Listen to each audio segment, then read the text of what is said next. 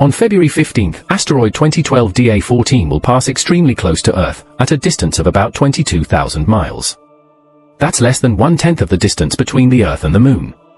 Although this 45-meter-wide space rock has 0% chance of hitting our planet, near-Earth asteroids like this continue to raise many important scientific questions.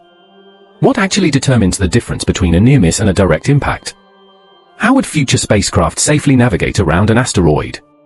And most importantly, what can we learn from these ancient space rocks themselves? To answer these questions, NASA is sending the OSIRIS-REx spacecraft to another near-Earth asteroid known as 1999 RQ-36. When it arrives in 2018, OSIRIS-REx will study a fascinating phenomenon called the Yarkovsky effect. This effect happens when sunlight heats one side of a rotating asteroid, slowly changing its motion over time. As the asteroid spins, the sun heats up one side of its surface.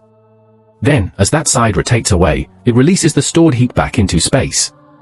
This acts like a very small natural thruster, gradually altering the asteroid's trajectory. Over long periods, this tiny force can make a major difference, possibly deciding whether an asteroid safely passes Earth or impacts it.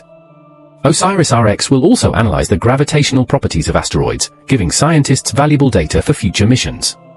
Because asteroids have very weak and uneven gravity, new techniques will need to be developed to help spacecraft safely approach and operate around them. Finally, OSIRIS-REx will go a step further. It will collect a direct sample from the asteroid and return it back to Earth. This could be the most valuable part of the entire mission. The asteroid 1999 RQ-36 is believed to be a leftover fragment from the early formation of our solar system.